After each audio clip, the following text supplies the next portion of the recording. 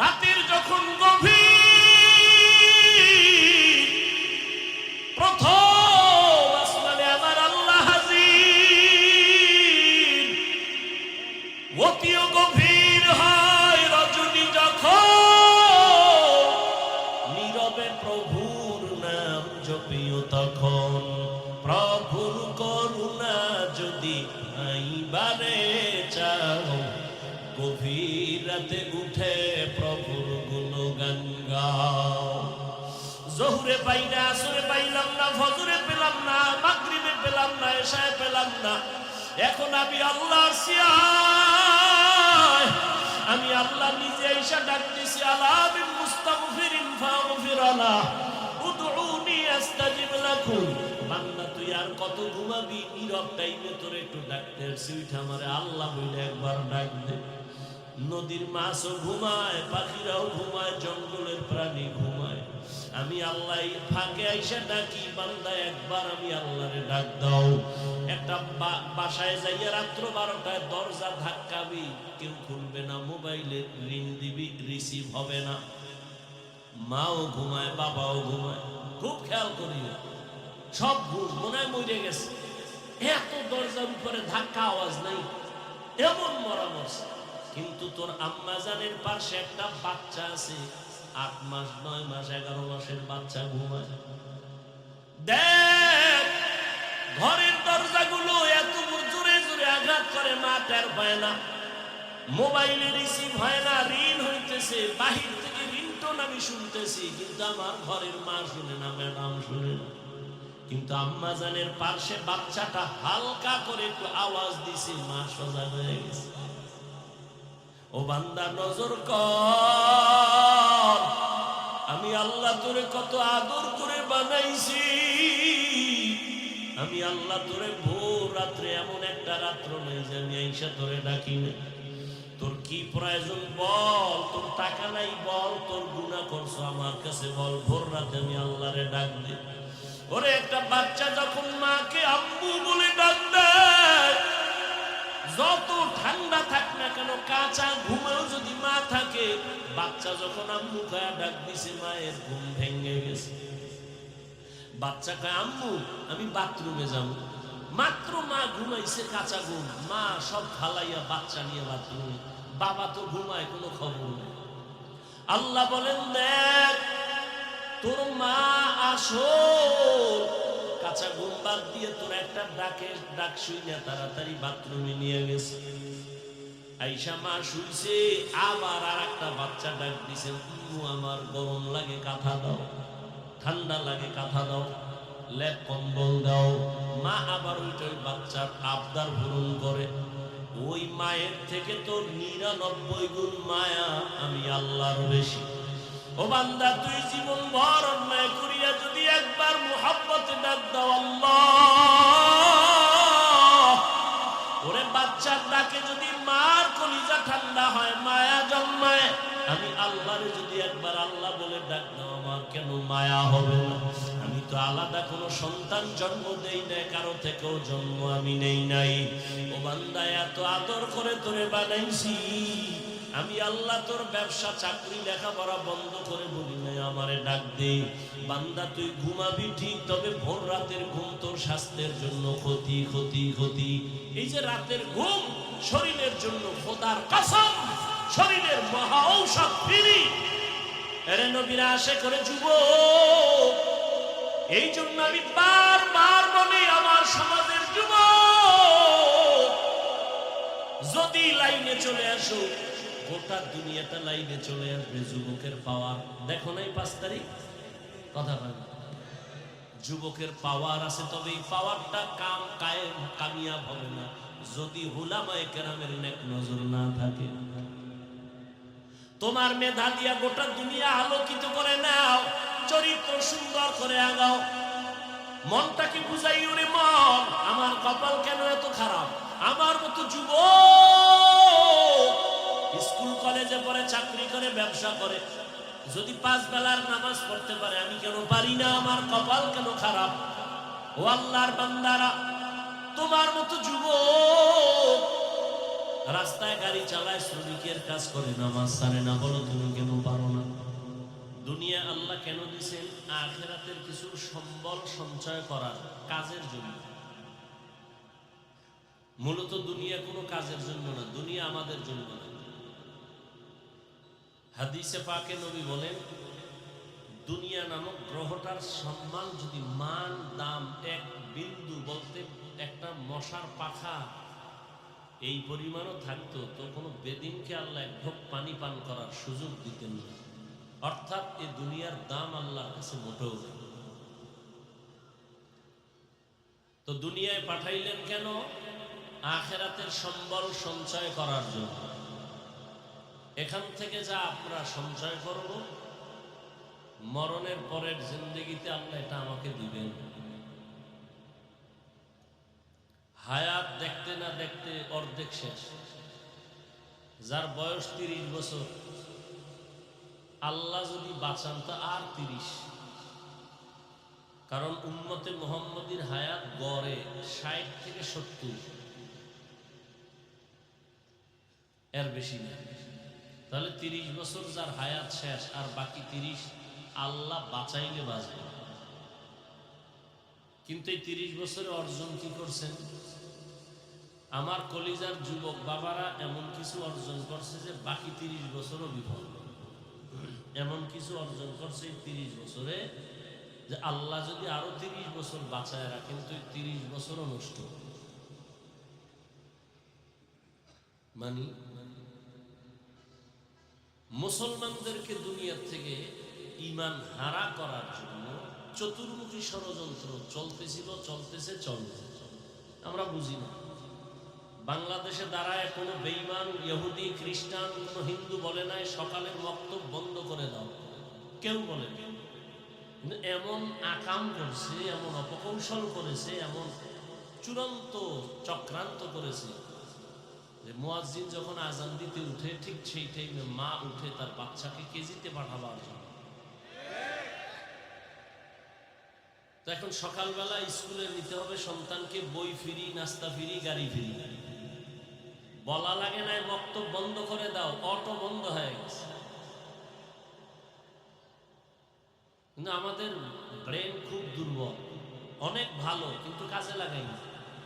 দুনিয়ার সমস্ত বিধর্মীদের থেকে মুসলমানের ব্রেন, জ্ঞান, মেধা খুব তাজা। এর মধ্যে আবার 40-এর মধ্যে যাদের মেধা আছে, বয়স আছে, তাদের তা আরো তাজা। বয়সের কারণে তাদের মেধা একটু দুর্বল। কিন্তু আমার যুবকরা গুনাহ করতে করতে করতে করতে চরিত্র, মেধা সব নষ্ট করে ফেলেছে। দুনিয়ার সব বিধর্মীরা মোবাইল হাতে দিয়ে দিচ্ছে। হুজুরের হাতেও মোবাইল, যে হুজুর না তার হাতেও মোবাইল। হুজুর তো গান দেখবে না, তো হুজুরের কেমনে এই আকামে ডুবান যায়, তার ইবাদত ক্ষতি কেমনে করা যায়? হুজুর তো গান দেখবে না, মেয়ে দেখবে না, তো কি করা যায়? কয় যে ইউসুফ জুলেখার নাটক বানাও, ফেরাউন আর নমরুদের নাটক বানাও। এই নাটক দিয়া এবার হুজুরদের আটকায় দিচ্ছে। হুজুর এখন ইউসুফ জুলেখার নাটক দেখে। আজান হয়ে গেছে, হুজুর নামাজ আসতেছে, এই একটু বাকি। কি দেখেন আপনি? না, হারাম কিছু দেখি না। কি দেখেন? ইউসুফ নবীর কাহিনী দেখতেছি। বাস, তার অন্তরে ঢুকছে এটা গুনাহ না। এভাবে দেখতে দেখতে একদিন জামাত শেষ, আর একদিন তার নামাজ কাজা হয়ে গেছে। এক পর্যায়ে এভাবে নষ্ট হতে হতে সে ঈমান আর আমল থেকে অনেক দূরে। যদি এই হয় আমার হুজুরের হালাত, তা আমার উম্মতের হালাত কি হবে? আমি শুরুতেই বলছি, এই জাতি আর কোনোদিন নবী পাবে না, সাহাবী পাবে না কোনোদিন, আর ওমর, ওসমান, আলী, কোনোদিন আইম্মায়ে কেরাম, ইমাম বুখারী, ইমাম মুসলিম, ইমাম তিরমিজি পাবে না। এই জাতি ইসলাম চিনবে, আল্লাহ চিনবে, জান্নাত চিনবে আলেম দিয়ে। এই জন্য আলেমের উপরে টার্গেট, এদের সম্মান কমাও, এদেরকে বিতর্কিত বানাও।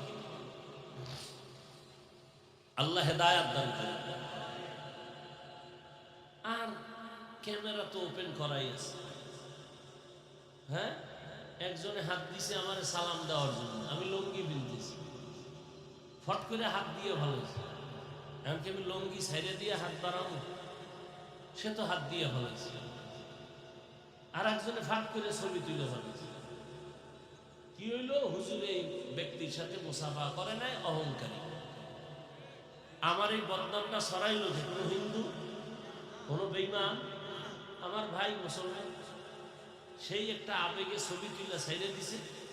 বাস এবার ট্রল চলতেছে, আলেমদের বদনাম, আলেম ভালো না, অমুক হুজুর খারাপ, অমুক হুজুর খারাপ।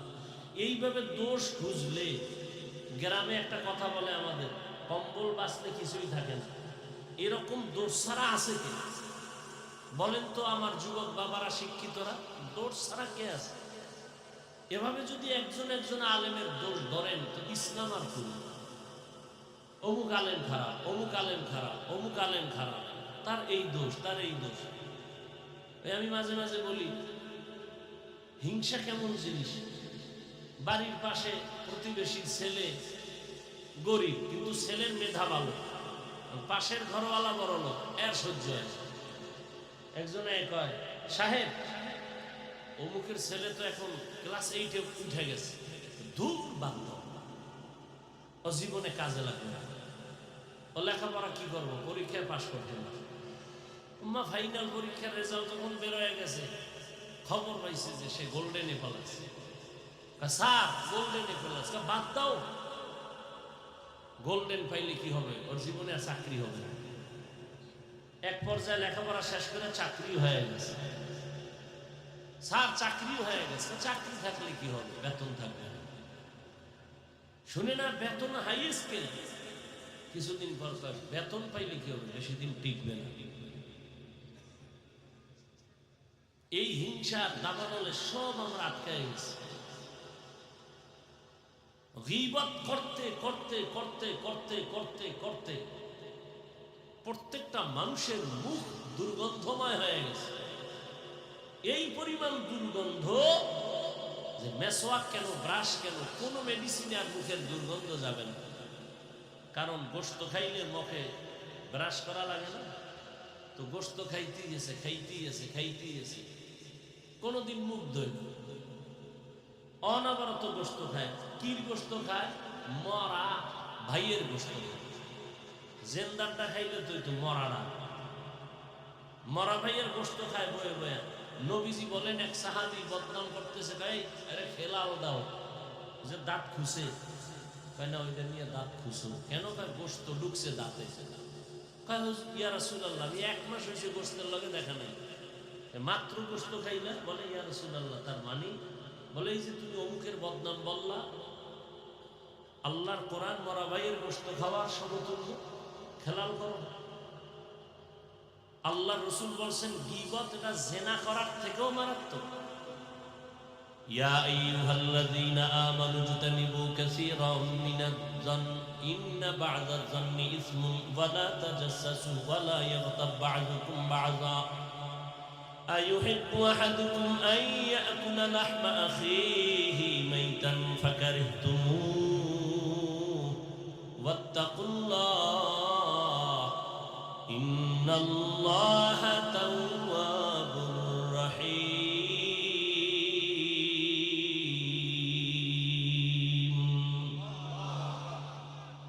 আল্লাহ বলেন, হে মুমিন, তোমরা খারাপ ধারণা থেকে নিজেকে বাঁচাও। এমন কিছু খারাপ ধারণা মানুষকে চূড়ান্ত গুনাহের রাস্তায় নিয়ে যায়। আল্লাহ নিজে বলেন, এই মুমিন, তোমরা কি পছন্দ করো তোমাদের মরা ভাইয়ের গোশত খাওয়া? আল্লাহ বলেন নিজেই, ফাকারিহতুমু, না তোমরা পছন্দ করো না, তো আত্তাকুল্লাহ, আমি আল্লাহকে ভয় কর। আমি আল্লাহর ভয় অন্তরে জমা করে গীবত থেকে নিজেকে বাঁচাও। প্রত্যেকটা মুহূর্ত গীবতে আমরা পেঁচাই গেছি, ঘরের মধ্যে, বাইরে, দোকানে, রিকশায়, গাড়িতে, অল টাইম গীবত, মারাত্মক কবিরা গুনাহ।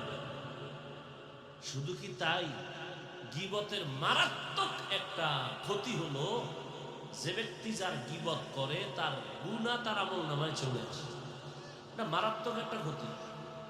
ভাই, নিজের গুনাহ মাফ করাইতে পারি না, বদনাম বইলা আরেকজনের গুনাহ নিজের কাঁধে নিতেছি। মুসলমান হিসেবে তো চিন্তা করা উচিত। ইয়া আইয়ুহাল্লাযীনা আমানুত্তাকুল্লাহা ওয়াল তানজুর নাফসুম মা কদ্দামাত লিগাদিন ওয়াত্তাকুল্লাহ। আল্লাহ বলেন, হে মুমিন, তোমার হায়াতের সীমানা বাঁধা নাই, তবে মরণের সীমানা আমি আল্লাহ দিয়ে দিয়েছি। কোন দিন তোমার মরণ হবে আমি আল্লাহ লিখেছি। বাঁচার কোনো সিদ্ধান্ত নাই রে গোলাম। একদিন আমার দরবারে আসতেই হবে। কি নিয়ে আসবা, কি রেখে আসবা, চিন্তা করো, হিসাব মিলাও।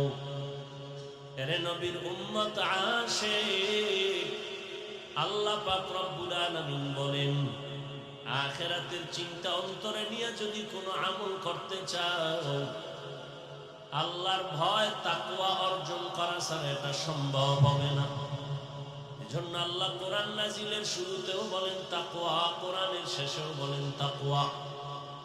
যালিকাল কিতাবু লা রাইবা ফীহি হুদাল লিল মুত্তাকিন। আল্লাহ বলেন, আমি কোরআন অবতীর্ণ করেছি একমাত্র মুত্তাকি যারা তাকওয়াওয়ালা তাদের হেদায়েতের জন্য। যাদের মধ্যে আল্লাহর ভয় নাই তাদেরকে কোরআন হেদায়েত করবে না। কোরআন নাজিলের শেষ আল্লাহ তাকওয়ার বয়ান করেন, ওয়াত্তাকু ইয়াওমান তুরজাউনা ফীহি ইলাল্লাহ। ভয় করো ওই দিন সব মানুষ যখন আল্লাহর আদালতে ফিরে যাবে, প্রত্যাবর্তন করবে, পালানোর কোনো সুযোগ হবে না। আল্লাহ বলেন, ওই দিনের ভয় কর। আজকে দুনিয়াতে যতই বাহাদুরি করো, দুনিয়ায় তো বাহাদুরি টিকে না। অনেকে টাকার বাহাদুরি করে, ক্ষমতার বাহাদুরি করে, দুনিয়ায় তার বাহাদুরি টিকাইতে পারে না। হাসরে কেমনে টিকবে? দুনিয়ায় টিকে না। টাকার মাস্তানি। আজ ব্যাংকে কোটি টাকা জমা আছে, কিন্তু নিজের বংশের কেউ ভোগ করতে পারলো না। এই টাকার বাহাদুরি করে কি লাভ? আমি প্রায় সময় বলি, নাম বলি না, কারণ নাম বললেই তো গীবত হয়ে যাবে। তবে হ্যাঁ, কয়েক কারণে গীবত হারাম, হারাম, হারাম। আল্লাহর কোরআন বলে গীবত হারাম, রহমতের নবী বলেন গীবত হারাম। কিন্তু সব গীবতের মধ্য দিয়ে কয়েকটা কারণে গীবত করা লাগবে, গীবত করলে সওয়াব হবে। কয়েকটা কারণের এক কারণ, যদি কেউ ইসলামের ক্ষতি করতে চায় আর যদি উম্মতেরা সেটা অনুভব করতে না পারে, যারা ক্ষতি করবে তাদের নাম নিশানা নিয়ে মানুষকে সতর্ক করলে গীবত হবে। গীবত করলেও সওয়াব, ইসলামের স্বার্থে, ব্যক্তি স্বার্থে না, ইসলামের স্বার্থে। আল্লাহর বান্দা টাকার অভাব নাই, কয়েক ভাই মিলে টাকার পাহাড় গড়ল। মনে হয় যেন তাদের টাকায় বাংলাদেশ জিন্দা হয়, তাদের টাকায় সরকার চলে।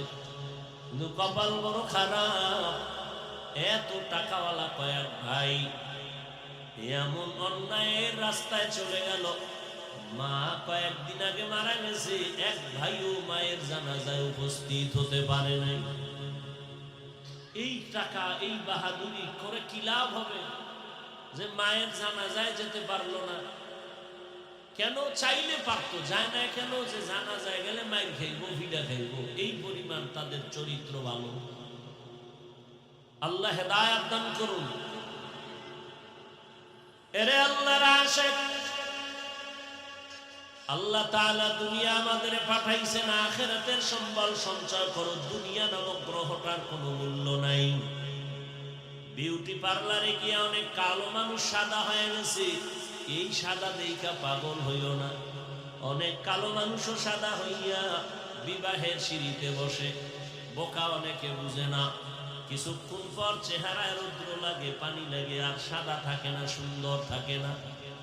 দুনিয়া নামক এই সুন্দর বিউটি পার্লারের মতোই দেখা যায়। চক্ষু দুইটা বন্ধ হয়ে যাবে। তোমার আমার আপন যারা, তোমার আমার নিজের গায়ের জামা কাপড় খুলিয়া রেখে তিনটা সাদা কাপড়ের প্যাকেট বানায় কবরে পৌঁছায় দিবে। এতদিন আমার ডানে বামে কত ভক্ত, কত আপন, একটু একটু যদি মরিয়া যাই জীবনে কেউ আর নাম নিবে না, মোবাইলের নাম্বার থাকলেও তা ডিলিট করে ফেলবে। আজকে আমি বলি আমার ঘড়ি, আমি মইরা গেলে ঘড়িটা আর একজনের হাতে দিয়ে বলবে এটা আমার। আমার মোবাইল একজনে টেলিফোন করবে, হাফিজ ভাই কোথায়, আমি মইরা গেছি জানে নাই, আর একজনে টেলিফোন ধইরা বলবে কারে দিছো, কায় হাফিজ, কই হাফিজের মোবাইল, এটা আমার মোবাইল। তাহলে আমার আমার যাই বলো কিছুই তো কিন্তু তোমার আমার না। এমনকি চিন্তা করে দেখলাম মরণের জায়গা যে কবর, এটাও তো আমার না। এরে আল্লাহর গোলাম, দুনিয়ায় তোমার কাজ একটা, আখিরাতের বাজার করো। দুপুর বেলা ঘরের মধ্যে মেহমান আসবে, খানা খাইবা, কি পাক হবে ম্যাডাম বলে তাড়াতাড়ি কোম্পানিগঞ্জ বাজারে যাও, মুরাদনগরে যাও, মাধবপুরে যাও, কসবা যাও, বাজার করে নিয়ে আসো। দুপুরে মেহমান আসবে, আপনি বাজারে চলে গেলেন, বাজারে গিয়া ইলিশ মাছ কিনলেন, রুই মাছ কিনলেন, গুড়া মাছ কিনলেন, অনেক তরি তরকারি কিনিয়া বাসায় দিলেন, রান্না হয়ে গেল। এবার খাইতে বসিয়া যদি বলেন আমি ইলিশ খাবো না, রুই খাবো না, আমার এই রূপ চাঁদা দাও, বিবি বলবে তুমি কিনিয়া যা আনছো তাই দিতে পারবো, 1000 বার চাইয়া ঝগড়া করতে পারবা, রূপচাঁদা মাছ আমি তোমাকে দিতে পারবো না, কারণ তুমি আনো নাই, চাইলেও দেওয়া সম্ভব না। বাজারে গেছো বান্দা, বাজারে গিয়ে যদি তুমি বাজার যাই করে ঘরে নাও, খানার বেলায় দুপুরে তাই পাইবা। এই দুনিয়াতে তুমি যে কাজ করবা, পরকাল জীবনে তুমি তাই পাইবা। দুনিয়াতে নামাজ আপন বানাও, কবরে হাসরে পৌঁছিরাতে নামাজ তোমাকে সহায় হয়ে কাজ করবে। দুনিয়াতে আল্লাহর কোরআন তেলাওয়াতকে আপন বানাও, কবর পরকাল জিন্দেগি হাসর নাসরে তোমার কোরআন সহযোগিতা করবে। ক্বালা রাসূলুল্লাহি সাল্লাল্লাহু আলাইহি ওয়া আলিহি ওয়াসাল্লাম, ইযা উযিআল মাইয়িতু ফি কবরিহি জাআল কুরআনু ইনদা রাসিহি ওয়াস-সালাতু আন ইয়ামিনিহি ওয়াস-সিয়ামু আন শিমালিহি ওয়া সাইরুল হাসানাতি ইনদা রিজলাইহি। নবী বলেন মানুষ যখন মরে যায় কবরে রাখে চার জিনিস, চার দিক থেকে তার সহযোগিতায় দাঁড়ায়। মাথার কিনারায় দাঁড়ায় কোরআন, ডান পার্শ্বে নামাজ, বাম পার্শ্বে থাকে তার সহযোগিতার জন্য রোজা, পায়ের কিনারায় থাকবে নেক আমল। ফেরেশতা আসবে প্রশ্ন করার জন্য, নিষেধ করা হবে আসবে না। কে নিষেধ করছো? বলে আমি এই বান্দার প্রিয় বন্ধু কোরআনুল কারীম। ডান পার্শ্বে যাবে আসবা না, কে নিষেধ করছো? বলে আমি তার নামাজ। বাম পার্শ্বে যাবে আসবা না, কে নিষেধ করলা? বলে আমি বান্দার বন্ধু রোজা। পায়ের কিনারায় যাবে বলবে আসবা না, কে? বলে যাবতীয় নেক আমল, মেসওয়াকের আমল, দস্তরখানের আমল।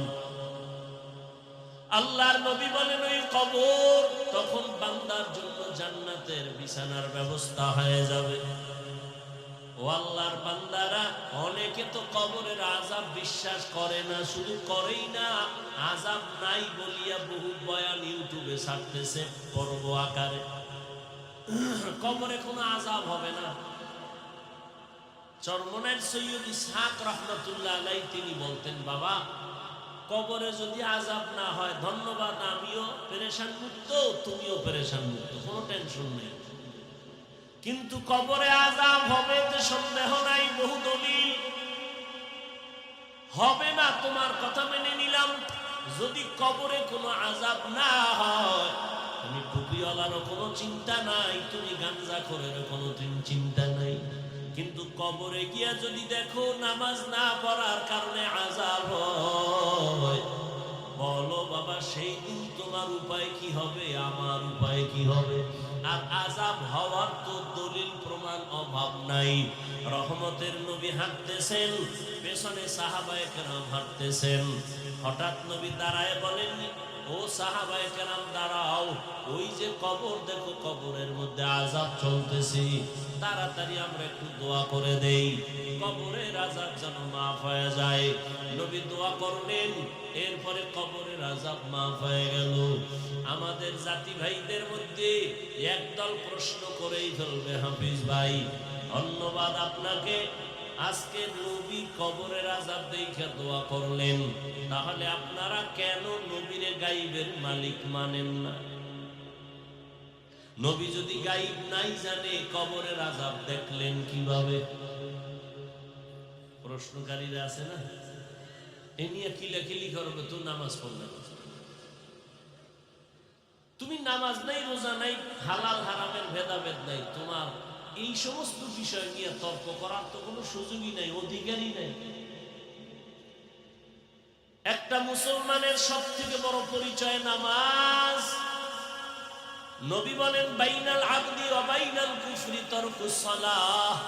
বেঈমান আর মুমিনের ব্যবধান হলো নামাজ। বেঈমান নামাজ পড়ে না, মুমিনেরা নামাজ ছাড়ে না। আল্লাহ বলেন, বান্দা দুনিয়াতে তোরে পাঠাইলাম, আখিরাতের সম্পদ অর্জন কর। তোর দুনিয়াতে চলার জন্য যা প্রয়োজন সব আমি আল্লাহ অগ্রিম আয়োজন করে দিলাম। দুনিয়াতে চলতে তোর পানির প্রয়োজন, আমি আল্লাহ ফ্রি দিয়ে দিলাম, কোনো বিল লাগবে না। দোকান থেকে এক বোতল মাম কিনতে যাও, আধা লিটার 15 টাকা 20 টাকা তোমার টাকা দিতে হবে। আমার আল্লাহর দেওয়া পানি কি পরিমাণ ফ্রি ভোগ করেছো, কয় টাকা বিল দিয়েছো?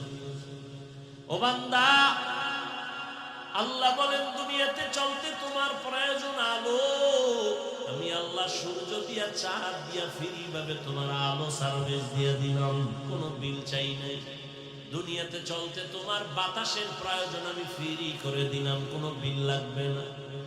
ও বান্দা, তোমার চলার জন্য রাস্তার প্রয়োজন দিলাম, খানার প্রয়োজন তাও আয়োজন করলাম। আমি আল্লাহ গর্তের পিপিলিকেরও খানা দেই, নদীর মাছেরও খানা আমি দেই, উড়ন্ত পাখির খানা দেই, জঙ্গলের প্রাণীর খানাও আমি দেই। বান্দা, তোর খানা কেন আমি দিব না? বরং সারা দুনিয়ার যত প্রাণীর খানা দেই, সব থেকে প্রিয় খানা এবং হালাল পিওর খানা তোমার জন্য আমি ব্যবস্থা করেছি।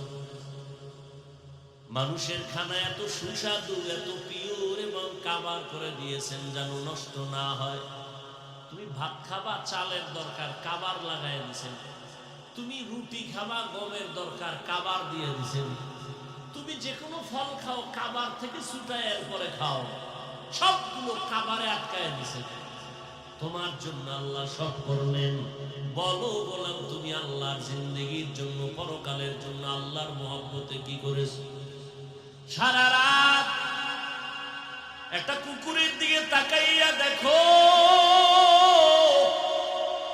মালিকের বাড়ি পাহারা দেয় সারাটা রাত, কোনদিন মালিকের সাথে কুকুর বেয়াদবি করে না। একটু বলবানি রে যুবক বাবা, ওই কুকুর সারা রাত পাহারা দিয়া বেতন কত পায়? 1 টাকাও বেতন নাই, বরং লাথি আর গালাগালি পায়। আজও পর্যন্ত কোন প্রমাণ কেউ দিতে পারবে না যে কুকুর মালিকের সাথে বেয়াদবি করেছে। নতুন মেহমান আসছে বাসায়, কুকুর চিনে না, ঘেউ ঘেউ করে আওয়াজ দিছে, মালিক কয়, আমার মেহমান থাম। কুকুর ঠান্ডা হয়ে গেল। মালিকের লাথি আর গালি খাইয়াও কুকুর মালিকের সাথে বেয়াদবি করে না। আর তুমি একজন আশরাফুল মখলুক মানুষ, আমার মালিক আমার আল্লাহ, ওই মালিক থেকে তুমি কি পাও নাই? সব তুমি পেয়েছো। আল্লাহ দেয়া পানি তোমার বাবায় দেয় নাই, আল্লাহ দেয়া সূর্যের আলো, চাঁদের আলো, জমিনের ফসল খাও, গাছের ফল খাও, আমার আল্লাহর দেওয়া তোমার বাবা দেয় নাই। রাতের বেলা ঘুমাইয়া যাও, ঘুমের মানুষ তো মরা, ঘুমের সময় তো মরার দোয়াই ভরে মানুষ। আল্লাহুম্মা বিসমিকা আমুতু, ও আল্লাহ তোমার নামে আমি মরতেছি, তোমার নামে মরে যাইতেছি। এমন মরা মরছে, চোর ঢুইকা সব লয়ে গেছে, টের পায় না কি পরিমাণ মরা মরলো। এমন কি মহিলার কানের অলংকার খুইলা নিয়ে গেছে, টের পায় না। আল্লাহ কয়, এই মরাতে তোরে যদি আমি আর না উঠাই, তোর বাবা আর উঠাতে পারবে না। মহামারী করোনার ভেতরে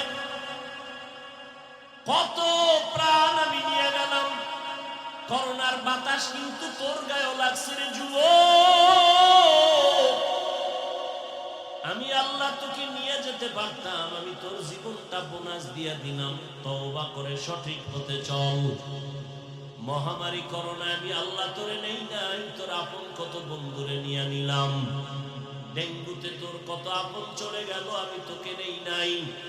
একই গাড়িতে বসে আছো, অ্যাক্সিডেন্ট হয়ে গেছে, 10 জন মরে গেছে, তোরে নেই নেই। এরে বান্দা, ছাত্র জনতার বৈষম্য বিরোধী আন্দোলনে কত তাজা তাজা প্রাণ চলে গেল। আমি আল্লাহ তোরেও নিয়ে যাইতে পারতাম, আমি তোরে নেই নাই। কয়দিন আর বাহাদুরি করবি? আমার দেওয়া নিয়ামত দিলাম সব তোমার জন্য। ও বান্দা, আখিরাতের সম্পদ সঞ্চয় করে দাও। হায়াতটা শেষ হয়ে গেলে আর তোমার ডানে বামে কাউকে পাইবা না। ও আল্লাহর গোলাম, আল্লাহ পাক এই কথা তোমাকে বলে না যে তুমি ব্যবসা ছাড়ো, চাকরি ছাড়ো, তুমি 24 ঘন্টা আল্লাহর হুকুম মতো জিকির করো। আল্লাহ আইন করেন নাই, বরং আল্লাহ কত দয়াময়। 24 ঘন্টার প্যাকেট বানায় আমি রাত আর দিনকে মানুষের দিয়ে দিলাম, এর বাইরে কেউ চলার উপায় নাই। তবে এই 24টা ঘন্টার থেকে 22 ঘন্টা সময় তোমার ব্যক্তি কাজে দিয়ে দিলাম, যাও। এই 24 ঘন্টার 22 ঘন্টা তুমি ব্যবসা করো, চাকরি করো, লেখাপড়া করো, পার্সোনাল কাজে ব্যয় করো। থাকলো কয় ঘন্টা? মাত্র 2 ঘন্টা সময়। এটা তুমি আল্লাহর মহব্বতে, আখিরাতের তোমার কল্যাণে, আখিরাতের জন্য তুমি রিজার্ভ করে দাও। তাও একত্রে না। যদি বলতাম একটানা 2 ঘন্টা তেলাওয়াত করতে হবে, বান্দা তোর কষ্ট হতো। আমি যদি বলতাম 1-2 ঘন্টা একসাথে নামাজে দাঁড়াতে হবে, তোমার কষ্ট হতো। আমি আল্লাহ 22 ঘন্টা তো আলাদা দিয়েই দিলাম। বাকি যে 2 ঘন্টা, এটা আমার জন্য না, তোমার কল্যাণে, আখিরাতের অ্যাকাউন্টে জমা রাখবা। তাও একত্রে না, ভাগ করে দিছি, যাতে তোমার ব্যবসার ক্ষতি না হয়, চাকরির ক্ষতি না হয়, লেখাপড়ার ক্ষতি না হয়। বলে তা কেমনে? ফজরের 4 রাকাত নামাজে 20 মিনিট দাও। এরপরে তুমি আবার দোকানে চলে যাও, দীর্ঘ টাইম দোকানদারি আর অফিস করে আবার জোহরের 10 রাকাত নামাজে তুমি আবার 20 মিনিট দিয়ে আবার দোকানে যাও, অফিসে যাও। তোমার ব্যক্তিকা শেষ, আবার এক ফাঁকে আইসা 20 মিনিট দিয়ে আসরের 4 রাকাত নামাজ পড়ে আবার দোকানে যাও। আবার মাগরিবের 5 রাকাত নামাজে 20 মিনিট দিয়ে চলে যাও দোকানে, অফিসে, ব্যক্তিগত কাজে। আবার কিছুক্ষণ পরে 9 রাকাত নামাজে সার সময় 20 মিনিট সময় দিয়া বাসায় যাও। বাসায় যাইয়া মা বাবা, পরিবার, সন্তানের হক আদায় করে ঘুমিয়ে পড়ো। আবার ঘুম থেকে উঠা 4 রাকাত নামাজে 20 মিনিট সময় দাও। তাহলে 20 মিনিট করে সময় দিয়ে তোমার যেন চাকরিরও ক্ষতি না হয়, ব্যবসার ক্ষতি না হয়, লেখাপড়ার ক্ষতি না হয়। এইভাবে আমি আল্লাহ তোরে দয়া কইরা ভাগ করে দিলাম। তোর ব্যবসারও বন্ধ করতে বলি না, চাকরিরও ক্ষতি করি নাই। ফাঁকে ফাঁকে গিয়া 20 মিনিট 20 মিনিট 20 মিনিট 20 মিনিট সময় দিয়া নামাজ পড়বি। আমি আল্লাহ মুয়াজ্জিনের দিয়া ডাকতেছি, তাড়াতাড়ি আয়, আসসালাতু খায়রুম মিনান নাওম। ও বান্দা, তোর ব্যবসায় পাগল হইয়া দুনিয়ায় এমন মজা পাইছো, ফজরের হাজিরায় তোরে মসজিদে পাওয়া যায় না। আমি আল্লাহ রাগ করিয়া খানা বন্ধ করি নাই, বাতাস বন্ধ করি নাই, সূর্যের আলো বন্ধ করে দেই নাই। তুই দরওয়াজা জানালা বন্ধ করে সারাটা রাত একটা মোবাইল হাতে নিয়ে কবিরা গুনাহ, কবিরা গুনাহ, কবিরা গুনাহ দেখে দেখে রাত কাটাইছো। আল্লাহর দেওয়া রাতের ঘুম ছিল তোর শরীরের জন্য মহা ঔষধ। বান্দা, তুই ঔষধ ব্যবহার করো নাই, সারা রাতের ঘুম তুই গুনাহ দেখা দেখা কাটায় দিছ। চেহারাটা আয়নার কাছে নিয়ে দেখ, তোর চেহারার মধ্যে কোনো নূর নাই। আমি আল্লাহ তোর গুনার কারণে, তোর মা জানে না, বাবা জানে না, আমি আল্লাহ তো দেখছি তুই কানের মধ্যে গানের তার লাগায় সারা রাত গুনার কাজ করেছ। আমি আল্লাহ রাগ করিয়া পানিও বন্ধ করি নাই, এমনকি ঘুমের মধ্যে তোর চেহারাও পাল্টাই নাই। যে অন্য নবীর উম্মতের চেহারা পাল্টাইছিলাম, তোরটা পাল্টাই নাই কেন? আমার মায়ার নবীর উম্মত, এই জন্য পাল্টাই নাই। তুই আমার মায়ার নবীর উম্মত, আমি আমার নবীরে কতটা মায়া করি। মুসা নবী আমার বন্ধু, ঈসা নবী আমার বন্ধু, ইব্রাহিম আমার বন্ধু, ইউসুফ নবী আমার বন্ধু, ইসমাইল আমার বন্ধু, মুহাম্মদ আমার বন্ধু। তবে ব্যবধান, সব নবী রাসূল আমি আল্লাহ তাআলার আশিক, আর আমি আল্লাহ নিজে শুধু মুহাম্মদের আশিক। ইমামুল আউয়ালিন আল আখিরিন বহরে সাদকা রাহমাতাল লিল আলামিন। কেমন নবী? ওই নবীর উম্মত হওয়ার কারণে তোর গুনাহ করার পরও চেহারা পাল্টাই নেই। অন্য নবীর উম্মতেরা গুনাহ করলে আমি ঘুমের মধ্যে চেহারা পাল্টায় বানর বানায় দিতাম, শুকরের মতো বানায় দিতাম। তুই এর থেকে গুনাহ কম করো না, পাল্টাই না কেন? তুই যে আমার মায়ার নবীর উম্মত। তবে দুনিয়ায় কিছু না কইলেও তোর করা এখন না হিসাব নিমো রেডি থাক। এরে গোলাম, ফজরের নামাজে ডাকছি আও নাই, আবার আমি জোহরে ডাক দিলাম হাইয়া আলাস সালাহ, তোরে জোহরের হাজিরায় পাওয়া যায় নাই। রাগ না করি আবার আসরে ডাকা হলো, আসরও তোরে পাওয়া যায় নাই। মাগরিবে ডাকা হলো, তুই নাই। ব্যবসা ব্যবসা, চাকরি চাকরি, ব্যক্তি কাজে ব্যয় করিয়া মাগরিবেও নাই, এশার নামাজেও তোরে পাওয়া যায় নাই। আমি আল্লাহ রাগ এখনো করি নাই, বরং আমি আল্লাহ এবার নিজে রেডি হয়ে গেছি তোরে ডাকতে। আমি আসতেছি, এবার আমি আসতেছি। এতক্ষণ মুয়াজ্জিনের দিয়ে ডাকাইছি, এবার আমি আসতেছি। রাতের যখন গভীর, প্রথম আসমানে আমার আল্লাহ হাজির। অতিও গভীর হয় রজনী যখন, নীরবে প্রভুর নাম জপিও তখন। প্রভুর করুণা যদি আইবারে চাও, গভীর রাতে উঠে প্রভুর গুণগান গাও। জোহরে পাই না, আসরে পাইলাম না, ফজরে পেলাম না, মাগরিবে পেলাম না, এশায় পেলাম না। এখন আমি আল্লাহর সিয়ায়, আমি আল্লাহ নিজে আইসা ডাকতেছি, আলা বিল মুস্তাগফিরিন ফাগফির আলাহ, উদউনি আস্তাজিব লাকুম। বান্দা তুই আর কত ঘুমাবি? নীরব টাইমে তোরে একটু ডাকতে আসছি, উঠে আমারে আল্লাহ বলে একবার ডাক দে। নদীর মাছও ঘুমায়, পাখিরাও ঘুমায়, জঙ্গলের প্রাণী ঘুমায়। আমি আল্লাহ ফাঁকে আইসা ডাকি, বান্দা একবার আমি আল্লাহরে ডাক দাও। একটা বাসায় যাইয়া রাত্র 12টায় দরজা ধাক্কাবি, কেউ খুলবে না, মোবাইলে রিং দিবি, রিসিভ হবে না। মাও ঘুমায়, বাবাও ঘুমায়, খুব খেয়াল করি। সব ঘুম, মনে হয় মরে গেছে। এত দরজার উপরে ধাক্কা, আওয়াজ নাই, এমন মরা মরছে। কিন্তু তোর আম্মাজানের পাশে একটা বাচ্চা আছে, 8 মাস 9 মাস 11 মাসের বাচ্চা ঘুমায়। দেখ, ঘরের দরজাগুলো এত জোরে জোরে আঘাত করে, মা টের পায় না। মোবাইলে রিসিভ হয় না, রিং হইতেছে, বাহির থেকে রিংটোন আমি শুনতেছি, কিন্তু আমার ঘরের মা শুনে না, ম্যাডাম শুনে না। কিন্তু আম্মাজানের পাশে বাচ্চাটা হালকা করে একটু আওয়াজ দিছে, মা সজাগ হয়ে গেছে।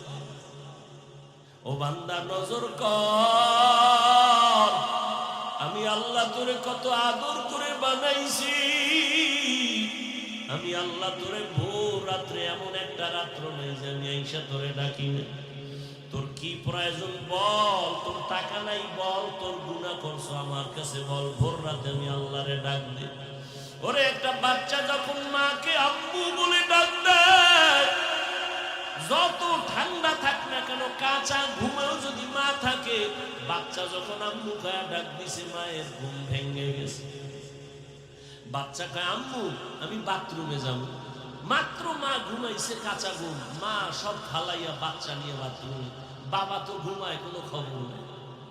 আল্লাহ বলেন দেখ তোর মা আসো, কাঁচা ঘুম বাদ দিয়ে তোর একটা ডাক শুই না তাড়াতাড়ি বাথরুমে নিয়ে গেছে। আইসা মা শুইছে, আবার আর একটা বাচ্চা ডাক দিছে, আমার গরম লাগে কাঁথা দাও, ঠান্ডা লাগে কাঁথা দাও, লেপ কম্বল দাও। মা আবার ওই বাচ্চার আবদার পূরণ করে। ওই মায়ের থেকে তোর 99 গুণ মায়া আমি আল্লাহর বেশি। ও বান্দা তুই জীবন ভর অন্যায় করিয়া যদি একবার মুহাব্বতে ডাক দাও আল্লাহ, ওরে বাচ্চার ডাকে যদি মার কলিজা ঠান্ডা হয়, মায়া জন্মায়, আমি আল্লাহরে যদি একবার আল্লাহ বলে ডাক দাও, আমার কেন মায়া হবে না? আমি তো আলাদা কোনো সন্তান জন্ম দেই না, কারো থেকেও জন্ম আমি নেই নাই। ও বান্দা এত আদর করে তোরে বানাইছি, আমি আল্লাহ তোর ব্যবসা চাকরি লেখাপড়া বন্ধ করে বলি নাই আমারে ডাক দে। বান্দা তুই ঘুমাবি ঠিক, তবে ভোর রাতের ঘুম তোর স্বাস্থ্যের জন্য ক্ষতি ক্ষতি ক্ষতি। এই যে রাতের ঘুম শরীরের জন্য খোদার কসম শরীরের মহা ঔষধ ফ্রি। তবে চিকিৎসা বিজ্ঞানীরা লিখেছে গুগলে আকাম করো কা মোবাইলে, ভালো করার তো মোবাইলে বহুত অপশন আছে, নাই? আজকে গুগলে সার্চ দিবি, ব্রেন নিয়ে সার্চ দে, ইউটিউবে সার্চ দে ব্রেন কি। এই খালি ব্রেন নিয়ে গবেষণা ইউটিউব দেখবি, তোর 1 মাস লাগবে এটা বুঝবে। এবার কাগজ কলমে লিখবি ব্রেনের কতটা অপশন আছে ভেতরে, এগুলো কিভাবে কিভাবে তৈরি। চিকিৎসা বিজ্ঞানীরা সবগুলো ডিটেলস গুলো ভিডিও আকারে দিয়ে দিছে। আকাম দেখো কেন? এগুলো দেখে জ্ঞান বাড়াইতে পারো না? জীবনে কি নিয়ে মরবি? বরদোয়া, মায়ের বরদোয়া, বাবার বরদোয়া, শিক্ষকের বরদোয়া, এই শুধু মোবাইলকে কেন্দ্র করে তোর জীবনটা চূড়ান্ত নষ্ট করে ফেললি। না মা তোরে ভালো জানে, না বাবা ভালো জানে, না শিক্ষক ভালো জানে, না আলেম ভালো জানে। তুই এখন মরলে তোর মাও খুশি মনে মনে, যেন একটা বালা মুসিবত দূর হয়ে গেছে। কারণ এই ছেলের চরিত্র এত খারাপ যে কোথাও গিয়ে লজ্জায় মুখ দেখাতে পারি না। তুই মরে যাবি, তোর মা খুশি। এবার বুঝ তোর কপাল কত খারাপ। জীবনে কি অর্জন করেছ? মা বাবার বরদোয়া, শিক্ষকের বরদোয়া, এই শুধু মোবাইলকে কেন্দ্র করে বেয়াদবি বেয়াদবি বেয়াদবি। না চরিত্র আছে তোর, না লেখাপড়া আছে, কিচ্ছু নাই। এই মোবাইল দেখতে দেখতে চোখের পাওয়ার শেষ, কিডনি শেষ, হার্ট শেষ, বিবেক শেষ, চরিত্র শেষ। গুগলে সার্চ দে, হুজুরের কথা তো মানবি না, তোর কপাল খারাপ। গুগলে সার্চ দে, চিকিৎসা বিজ্ঞানীরা ডিটেলস লিখে দিয়েছে টাচ মোবাইলে শরীরের কোন কোন অঙ্গের ক্ষতি হয় দেখ। এরপরও দেখবি ইউটিউবে কোরআন তেলাওয়াত দেখতে পারো না? মক্কা মদিনার ইমামের তেলাওয়াত শুনবি, দিল ঠান্ডা হবে, এক সময় চোখে বানিয়ে দেবে। মানুষের এই দেহ নিয়ে গবেষণা করতে পারো না যে মানুষটারে কেমনে আল্লাহ বানাইছে? চিকিৎসা বিজ্ঞানীরা অধিকাংশ এইগুলি দেখে মুসলমান হয়। এজন্য আল্লাহ কোরআন শরীফে বলছে, তুমি আমি আল্লাহকে কই খুঁজো, অফি আনফুসিকুম আফালা তুবসিরুন, নিজের মধ্যে খোঁজ, আমি আল্লাহর পরিচয় পেয়েছি। এজন্য বহু বৈজ্ঞানিক এই মানুষের গবেষণা করে করে করে করে করে করে মুসলমান হয়ে গেছে। খালি ব্রেন নিয়ে গবেষণা করো, হার্ট নিয়ে গবেষণা করো, দেখবা তোমার চোখ খুলে যাবে। ভিন্ন নেশা করো কেন? কি হতে চাও বলো? রাস্তার পাগলও তো নিজের ভালো বুঝে, তুমি তার থেকেও খারাপ। তোমার তো একটা গন্তব্য নির্ণয় করে চলা উচিত। তুমি কই যাবা? তোমার টার্গেট কি? একটা টার্গেট দিয়ে চলো। তোমার তো কোনো টার্গেটই নাই, উদ্দেশ্য নাই, চলতেছো খাইতেছো বাবারটা। আল্লাহ না করুন যুবক, আল্লাহ বিবেক দিছে, বিবেক দিয়ে একটু বলো তো, আল্লাহ না করুন যদি আজকে বাবা মরে যায়, টোটাল সংসারের হিসাবটা তোমার মাথায় চলে আসবে না? এবার তুমি কেমনে সংসার চালাইবে?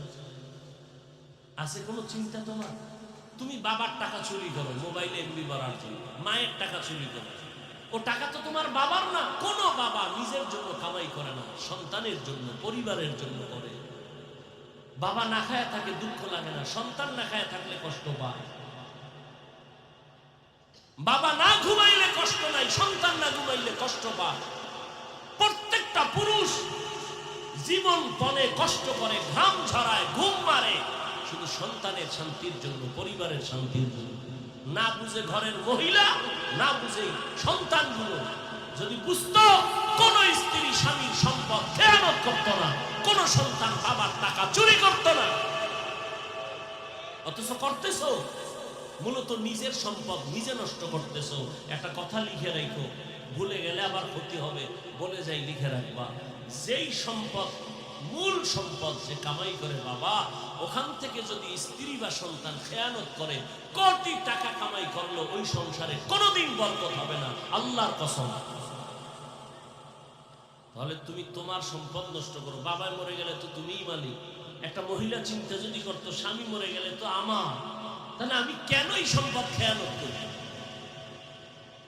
এই চিন্তাই তো নাই। গুনাহের পথে সম্পদ ব্যয় করে নিঃস্ব হয়ে যায় সন্তান। খবর জীবনে কি অর্জন করেছে? আমি যে এতক্ষণ বয়ান শুনাইছি তোমার যুবকদেরকে বলছি, আমি কি একবারও বলছি আমি পাঁচকল্লি পড়ছি তোরাও পড়, নাইলে জাহান্নামে যাবে? বলছি আমি কওমি মাদ্রাসার সন্তান, তুমি কওমিতে যাও, না হয় জাহান্নামে যেতে হবে? বলেছি আমি তাবলিগের লাইনের সন্তান, আমি পীরের মুরিদ, একবারও বলছি তুমি তাবলিগ আর পীরের কাছে না গেলে ধ্বংস? বলি নাই। কি বলি এবার শুনি। তাহলে আমি কি বলতে চাই?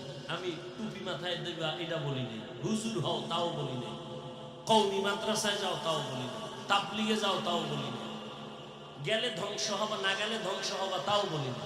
যাও আলহামদুলিল্লাহ। তবে আমি মূল কথা বলতে চাই কি শুনে, তুমি স্কুলে পড়ো, কলেজে পড়ো, আলহামদুলিল্লাহ, কেউ দোয়া না করলে আমি দোয়া করি তোমার জন্য।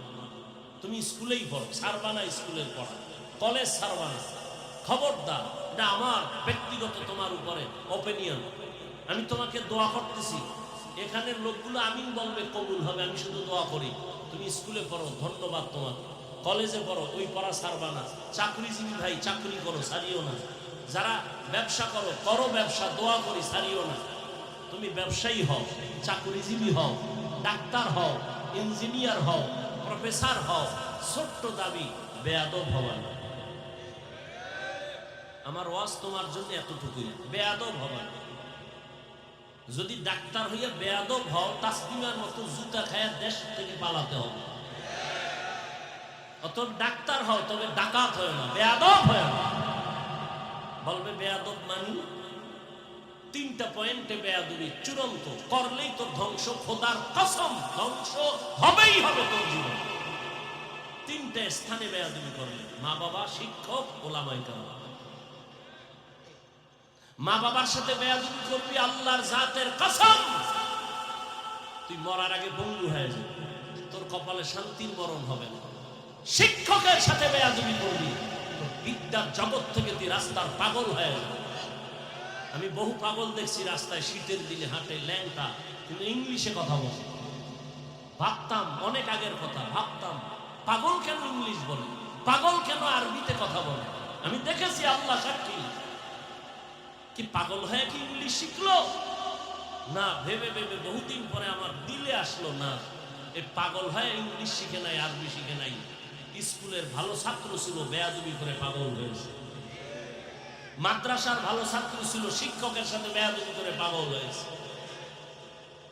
নাম্বার 3, আলেমদের সাথে বেয়াদবি করবার না। চাই সেটা দূরের থেকে হোক, কাছের থেকে হোক, ডাইরেক্ট হোক, ইনডাইরেক্ট হোক, করলে কি হবে? জীবনে চরিত্র আর ভালো করতে পারবে। কারণ এই দুনিয়ায় মা, আমি হাফিজুর রহমানের জন্য দোয়া করছে ঠিক, কিন্তু এই চেয়ারে বসানোর ক্ষেত্রে আমার আম্মা জান দোয়া করছে, হাতে কলমে আমাকে এই পর্যন্ত উঠানের পেছনে আমার সব থেকে অবদান আমার শিক্ষক অবস্থা।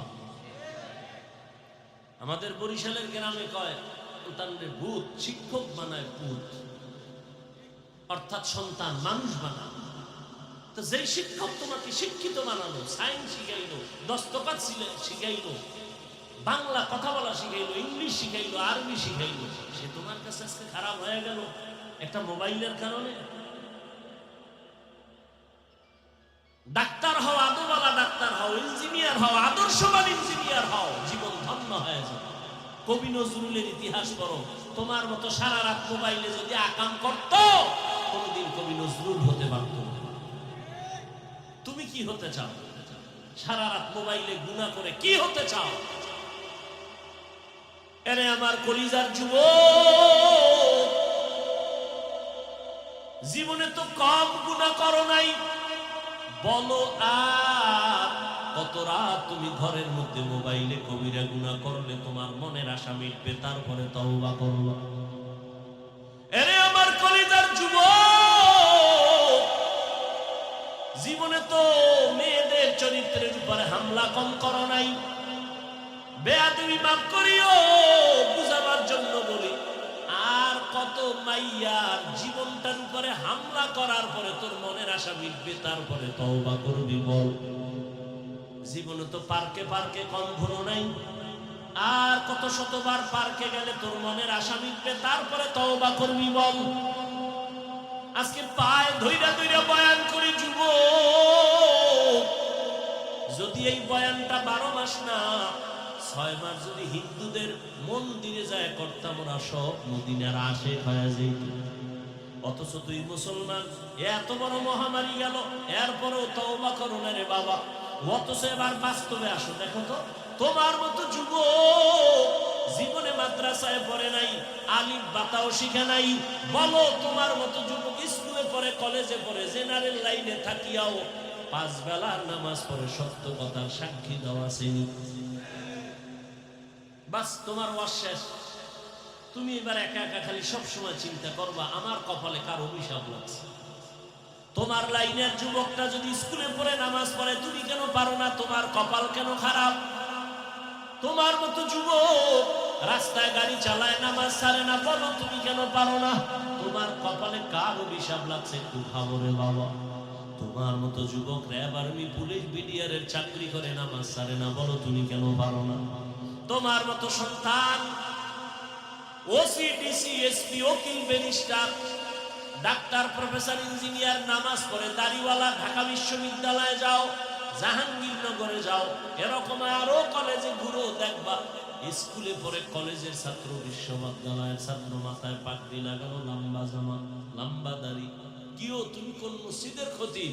বলে না কোন মসজিদে যাবো কেমনে, আমি আরবি তো